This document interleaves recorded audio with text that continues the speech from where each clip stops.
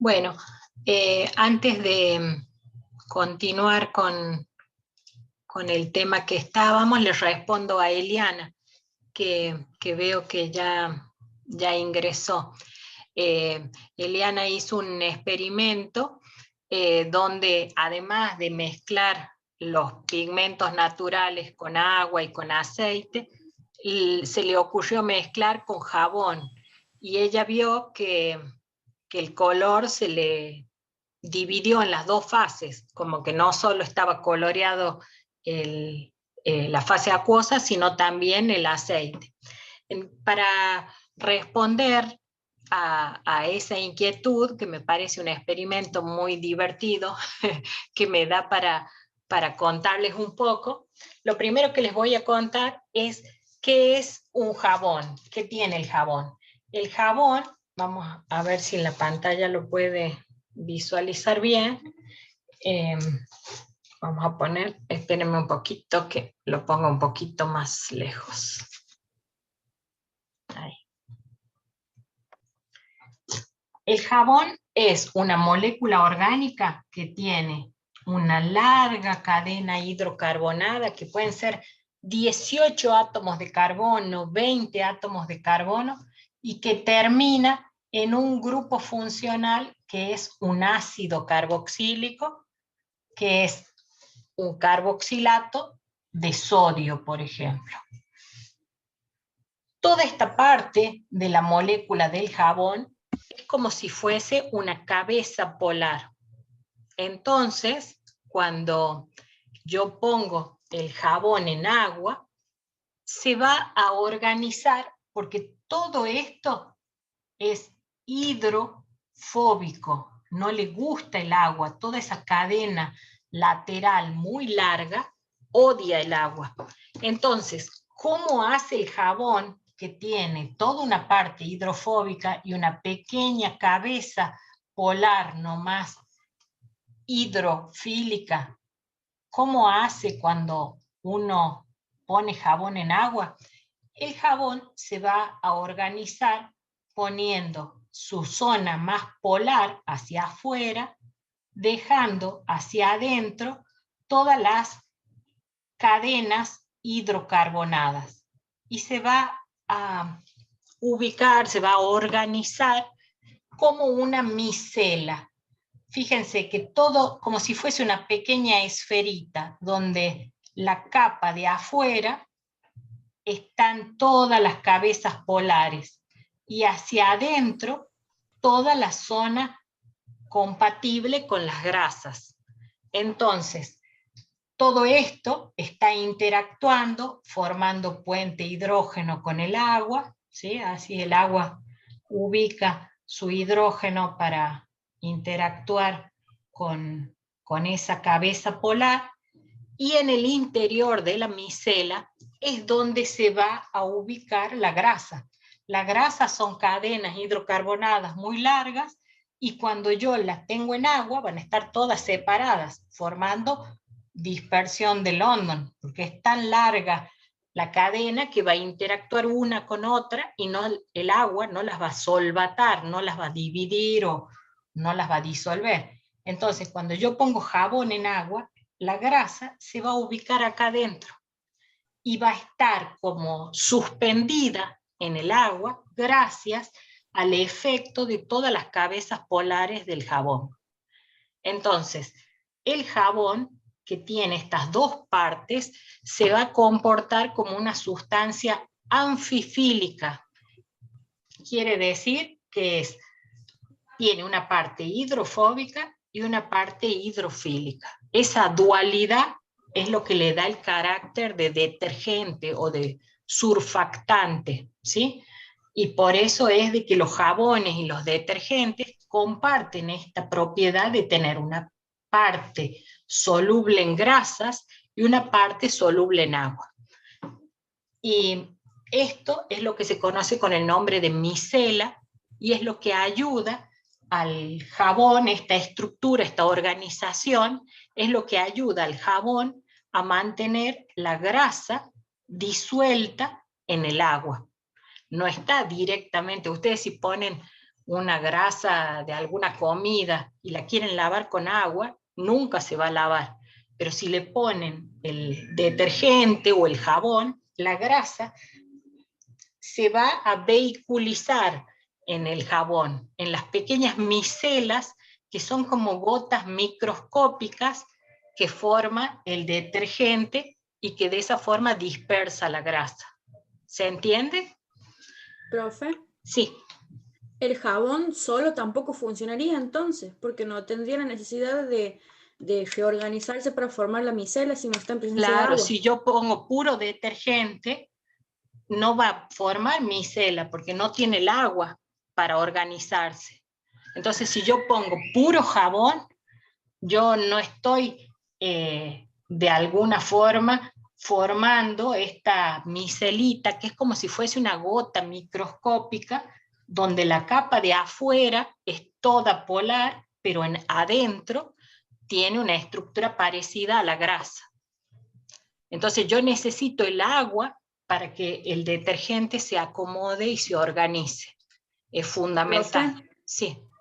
¿funciona de igual manera esos que dicen de los virus y las bacterias y demás? Sí, sí, sí, porque todas las partes hidrofóbicas se van a incorporar en el interior de esta gota y se va a lavar, ¿sí? Y cuando ustedes tienen un detergente, por ejemplo, si leen que tiene el detergente magistral, por ejemplo, y le dicen que es un detergente no iónico, eso quiere decir que la cadena hidrocarbonada no tiene cargas. Yo acá les puse el carboxilato de sodio. Por ejemplo, este es el jabón blanco. El jabón de tocador es carboxilato de potasio, porque el potasio no es tan fuerte y no daña tanto la piel. Y el detergente no iónico, este es carga negativa, carga positiva, son dos iones.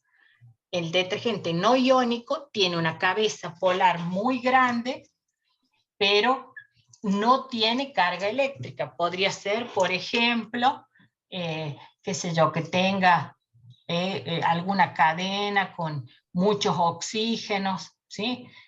Ustedes seguramente en algún momento van a usar un surfactante que se llama twin. Este es el twin, son cadenas que tienen muchos oxígenos, todos los oxígenos van a ser capaces de formar puente con el agua, pero ellos no tienen cargas eléctricas, ¿sí? Entonces el twin es no iónico. ¿El jabón neutro es jabón iónico? El No jabón iónico, perdón. blanco es el neutro, sí, pero es de sodio, carboxilato de sodio. Y después, después hay otros detergentes que en lugar de tener sales de carboxilato, son sulfonatos, que son sulfonato de sodio, ¿sí? Son otros grupos, pero lo mismo, es una carga negativa y un contraión positivo, ¿sí? Siguen siendo detergentes. Entonces, Profe, todos estos tienen en común una zona muy hidrofóbica, compatible con grasas, y una zona polar. Profe, profe, ¿cómo es el término surfactante? Surfactante. ¿Y cómo se imaginan ustedes que si yo pongo jabón blanco, pero en lugar de disolverlo en agua. Lo pongo, por ejemplo, en nafta o en un solvente apolar. Imagínense que en lugar de tener agua alrededor, voy a tener todas cadenas no polares. ¿Cómo ¿No se formaría la acomodan micela? ¿Cómo? ¿No formaría la micela? No formaría la micela. Pero, ¿qué hace el surfactante con todas las cabezas polares? ¿Cómo las acomoda para que no estén mezcladas con solvente? Para adentro. Para adentro. Para adentro las Entonces, colas expuestas. Quedaría al ajá, revés. exactamente. Esto es lo que se llama micela inversa. Es como una pelotita donde todas las cabezas están hacia adentro y todas las es como que se formarían pequeños agregados donde todo lo compatible se pone junto y las cadenas se ponen hacia afuera.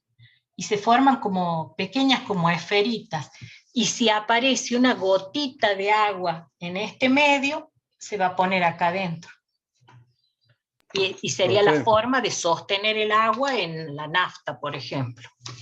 Sí, escucho. ¿Y cuál sería la diferencia entre un jabón y un detergente? El jabón es esa molécula que es carboxilato de sodio. Y detergente suelen ser otros grupos funcionales como sulfonatos.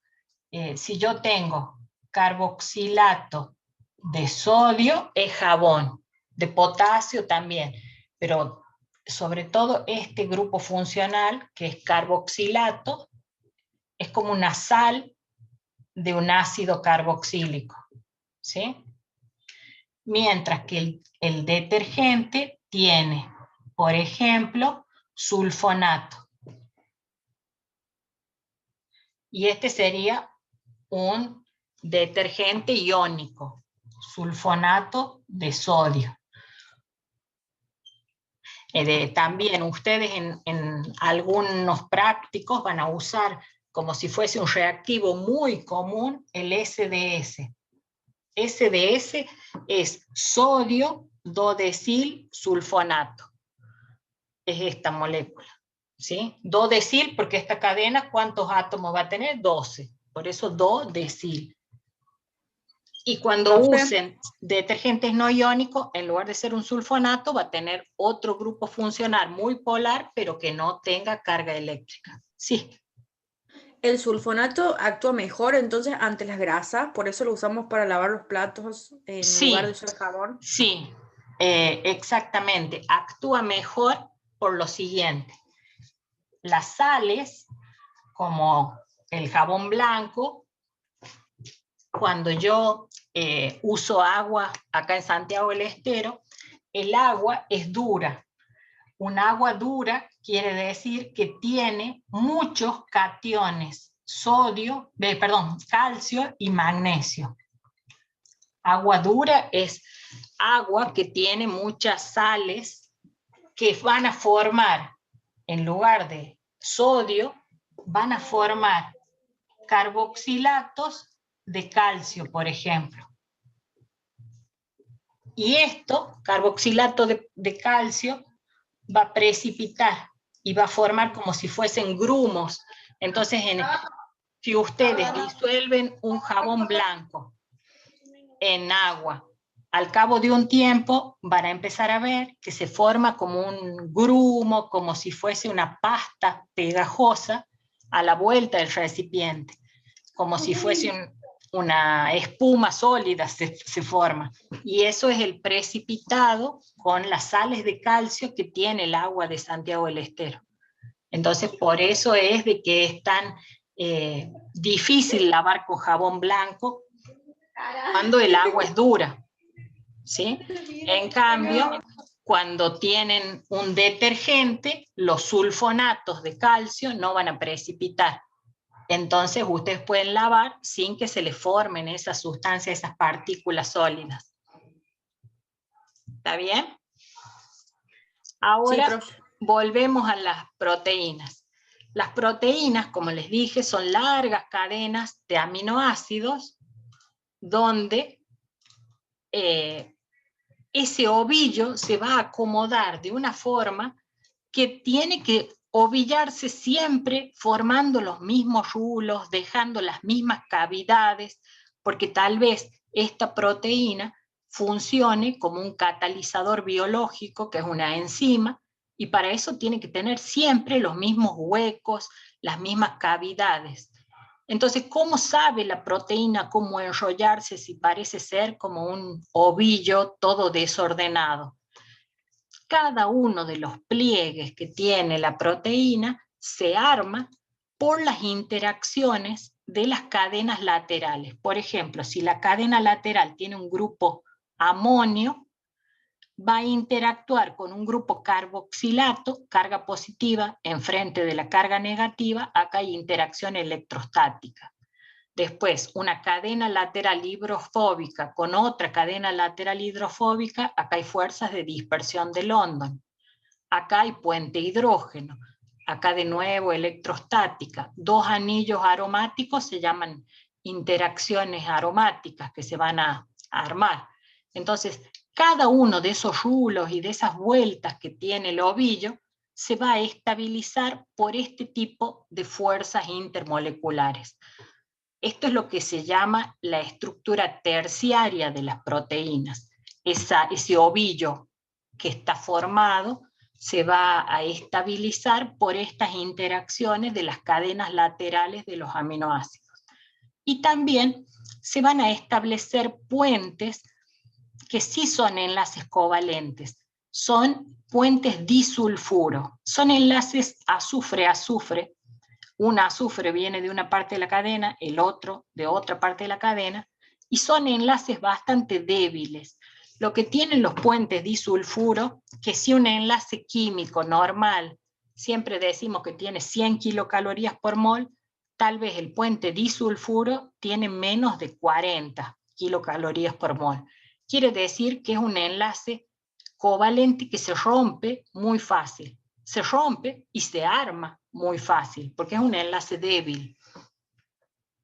Entonces, estos puentes disulfuro se van a poder establecer muy rápidamente cuando esa proteína se va enrollando, se va armando el ovillo, y el problema está que térmicamente se van a cortar muy fácil. Entonces, por eso es que dicen que cuando se calienta la proteína, se desnaturaliza, porque estos puentes disulfuro se rompen y hasta que se vuelvan a encontrar exactamente en la misma posición, la proteína ya tal vez cambió la forma de estar ovillada. Entonces, si es una proteína que tiene una función biológica, tal vez la perdió, como una enzima que deja de actuar como catalizador de esa reacción química. Pero estos puentes disulfuro, como les digo, son lábiles, son más débiles que los enlaces covalentes normales, pero son más o menos fuertes como las interacciones secundarias. Entonces acá tenemos cómo una proteína se enrolla y cómo se da esta vinculación entre la cadena de una con la vuelta siguiente de esta hélice.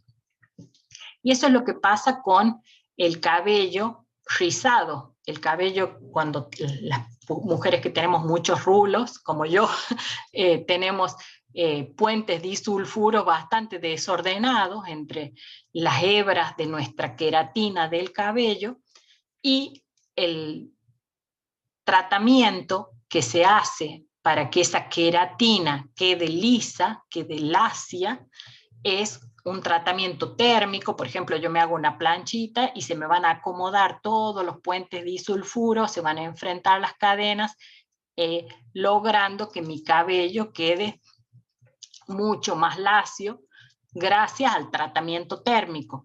Puede ser un tratamiento térmico o químico, ¿sí? Porque químicamente también puedo lograr que esas hebras se estiren y se vuelvan a unir ya con el cabello perfectamente lacio. Ahora, si no tienen ninguna duda hasta acá, voy a pasar al tema siguiente. El tema que sigue es hablar en general de las reacciones orgánicas. Las reacciones orgánicas son muy diversas, pero la gran mayoría de las reacciones que vamos a ver en esta materia y en general de la química orgánica se pueden clasificar de acuerdo a estos tipos que están planteados acá. Adición, eliminación, sustitución, reordenamiento y reacciones redox. La reacción de adición. Adición es como una suma. Cuando yo tengo una molécula A y una molécula B, que se van a combinar todos los átomos para unirse, para formar una nueva molécula C, esto es una adición. Un ejemplo, un alqueno que tiene un enlace doble carbono-carbono va a adicionar bromuro de hidrógeno y en un carbono entra el hidrógeno, en el otro carbono entra el bromo. Es decir, fue como una suma. El producto de la adición se llama aducto. Es un nombre bastante simple porque me hace acordar a la palabra adición. Es como el producto de la adición. Otra reacción de adición es cuando un grupo carbonilo, que es carbono doble enlace oxígeno, esto es un grupo carbonilo, tengo un carbono con un doble enlace, ay, perdón que está muy poco paralelo mi enlace, doble enlace oxígeno, adiciona una molécula de hidrógeno. En un carbono entra el hidrógeno y en el oxígeno entra el otro átomo de hidrógeno. Y este enlace se vuelve enlace simple, y eso pasó a ser un alcohol. Lo mismo en este ejemplo, bueno, no, perdón, era justo la misma molécula que no me había dado cuenta.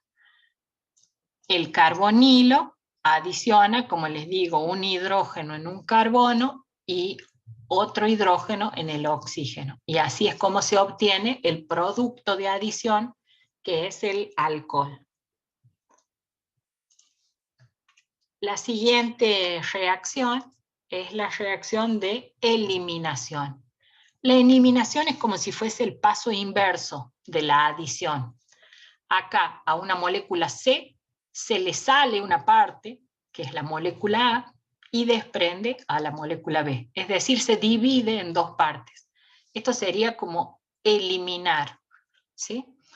La misma molécula que teníamos acá, que tenía un bromo y un hidrógeno, se deshidrohalogena, le llamamos, pero en sí es una eliminación de bromuro de hidrógeno. Un alcohol con un catalizador, normalmente los catalizadores son las sustancias que intervienen en la reacción, pero que no se consumen, sino que simplemente catalizan, ayudan a que la reacción se acelere, se ponen sobre la flecha, es un catalizador ácido, va a lograr que un alcohol elimine el grupo hidroxilo de un lado y un hidrógeno del carbono vecino. Y así elimina agua. Y entre los dos carbonos, que ambos perdieron un grupo cada uno, van a formar el enlace doble. Entonces el producto de la eliminación es un alqueno. Lo mismo en este ejemplo, donde yo tengo dos carbonos vecinos que tienen cloro, usando zinc, van a perder los dos átomos de cloro formando cloruro de zinc y se va a formar el doble enlace en la molécula original, ¿sí? Entonces eliminación es cuando pierde una parte. Puede ser una molécula de agua, puede ser dos grupos de carbonos vecinos o una molécula de bromuro de hidrógeno, por ejemplo. Estos son los típicos ejemplos de eliminación. Profe, Sí. El zinc utilizado como catalizador ahí reacciona con el cloro. Acá el zinc no queda igual que como estaba, porque reacciona con el cloro. Este zinc estaba como metal, con un estado de oxidación 0, y ahora pasó a zinc más 2. Entonces acá este catalizador no fue catalizador, no actuó como catalizador, sino como parte de los reactivos que participan de la reacción y que se gastan estequiométricamente. El sulfúrico sí fue un catalizador, acá no. Sustitución o desplazamiento.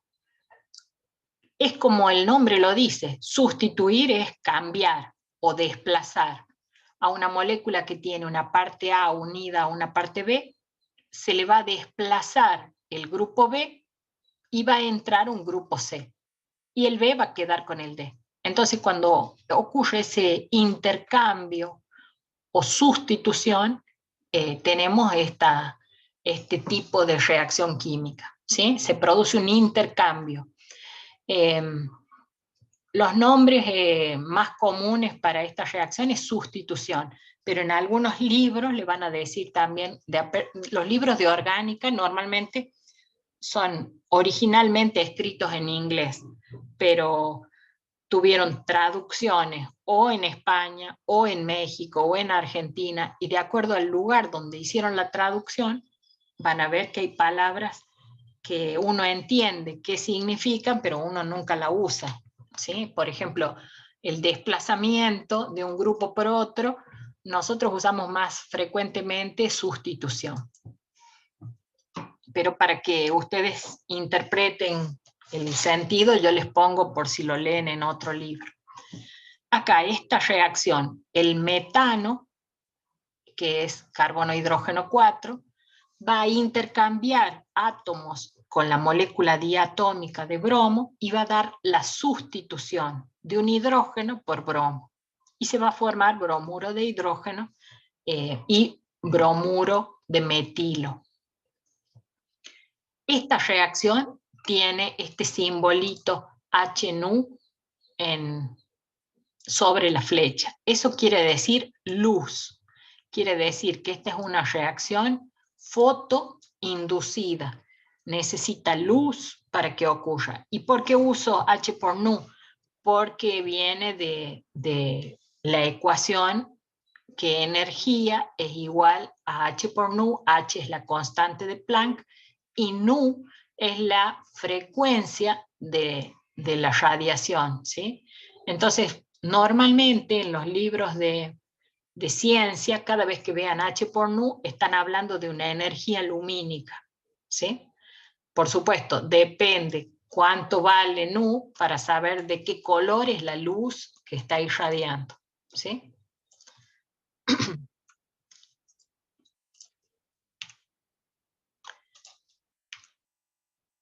Otro ejemplo de sustitución, tengo una cadena hidrocarbonada que tiene yodo, esto es un yoduro de alquilo, y va a reaccionar con cianuro de potasio y se va a dar un intercambio o desplazamiento. El yoduro se va y entra el cianuro, y el yoduro se queda con el potasio. Entonces queda un cianuro, un ciano, enlazado en el grupo alquilo, y yoduro de potasio. El siguiente tipo de reacción, reordenamiento. Tiene muchos sinónimos esta reacción. Tiene reordenamiento, transposición, reacomodo o rearreglo, ¿sí? Son especialmente para mí, que soy riojana, que uso mucho las R, esta forma de reacción me hace lucir mi tonada especial. Entonces, un reordenamiento es cuando cambia la secuencia de enlaces. Entonces, tenía inicialmente una molécula ABC, cuando se reacomoda o rearregla, queda ACB. Es decir, cambió el orden en el que estaban enlazados los átomos en esta molécula. Por ejemplo, acá tengo un enlace doble entre los dos carbonos que están en el extremo de esta molécula de 4 átomos de carbono. Cuando yo le pongo un catalizador ácido, este enlace doble se mueve y aparece entre el carbono 2 y el carbono 3. ¿Sí? Eso es un reacomodo. Ahora, esta molécula que tiene un oxígeno que es un éter, pero que tiene 2 dobles enlaces de esta forma, cuando le da el calor, este simbolito que puse acá es para mostrarle cómo se ve en algunos libros, calor, ¿sí? Un tratamiento térmico. Se usa un triangulito, o también en algunos textos van a ver que en lugar de un triangulito se usa como un círculo tachado. Esos dos símbolos significan calor. Quiere decir que a esta molécula yo la caliento y sola se reacomoda y de éter pasa a ser una cetona. ¿Sí? Fíjense que si yo me doy cuenta cómo estaban acomodados los átomos, yo sí me puedo dar cuenta que esto se enlazó acá, este enlace se cortó y se vino para acá, este enlace es el que se vino para acá, este enlace doble se vino para acá. ¿Sí? Es como que se movieron los electrones del enlace, quedándose quietos los núcleos, los átomos. ¿Sí? Entonces, eso es un reacomodo.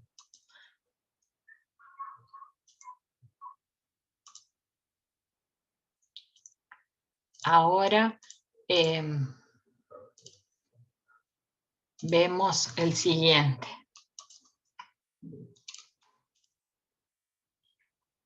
La reacción redox. Ustedes conocen qué son las reacciones redox. Son las reacciones donde hay un átomo que cambia su estado de oxidación o su número de oxidación. Si el átomo se oxida, aumenta su estado de oxidación, y si se reduce, disminuye su estado de oxidación. En el caso de las moléculas orgánicas, a nosotros lo que nos importa es qué le pasa al carbono. Normalmente... Profe, cambió de diapositiva. Disculpe que le interrumpa. Perdón. Me parece que se puede haber.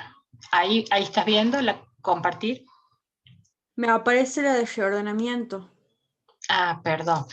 Me aparece un cartel, pero no estoy segura si es que dejó de... Voy a cortar y vuelvo a poner compartir. A ver. Ahora sí. Ahí sí. Me salía como un cartel de color naranja, como una advertencia, pero no me daba cuenta de que ahora sí está como verde, así que quiero imaginar que se ve bien. Entonces, el carbono va a aumentar su estado de oxidación cuando se oxida y va a disminuir su estado de oxidación cuando se reduce. Pero en una molécula orgánica no es como cuando uno dice el hierro 2 pasa a hierro 3 y se oxida, porque ustedes se dan cuenta qué estado de oxidación tiene el hierro 3 porque le ven más 3, o el estado de oxidación del hierro metálico saben que es 0. ¿Cómo se calcula para una molécula orgánica el estado de oxidación del carbono? Si está unido a hidrógenos, ese carbono va a tener los electrones más cerca de sí. Entonces, por cada enlace carbono-hidrógeno, el carbono va a tener un electrón y va a contar -1 por cada hidrógeno que tiene. Entonces, en el metano tiene -1, -1, -1 y -1, en total son -4. Cuando el carbono está enlazado a un oxígeno, en lugar de ser -1 por cada hidrógeno, por un hidrógeno, cada vez que tenga un enlace con un oxígeno es +1, porque acá el oxígeno es más electronegativo. Entonces, cada vez que hay un enlace con el oxígeno es +1. Entonces acá tengo -1, -1, -1 son -3. y más 1 por el enlace con el oxígeno, menos 3 más 1, menos 2. Entonces este carbono en el alcohol es menos 2. Cuando tengo dos enlaces con el oxígeno, va a ser más 2, ¿sí? Porque es más 1 por cada enlace. Entonces, menos 1, más 2. En total, 0. Quiere decir que este carbono es menos 4, este carbono es menos 2, el carbono de un aldehído es 0. Cuando ya cuento un ácido carboxílico, cuento menos 1 por el hidrógeno. Y voy a contar más 1 por cada enlace con el oxígeno. Más 1, más 1, más 1. Quiere decir que en total voy a llegar a que el carbono de un ácido es más 2. ¿Se entiende? Sí, profe. ¿Y qué pasará en el dióxido de carbono? Tengo 4 enlaces con oxígeno. Es más 1 por cada enlace con oxígeno. Entonces, en total, más 4. El carbono del dióxido de carbono es la forma más oxidada que tenemos de un carbono.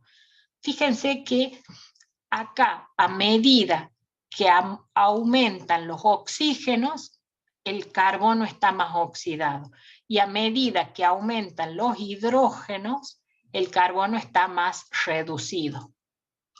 Entonces, uno puede incorporar el concepto, yo creo que de acá salió la palabra oxidación, porque va incorporando oxígeno, entonces se va oxidando. A medida que va teniendo más oxígeno, se va oxidando más, y así vamos de un extremo de menos 4 hasta más 4.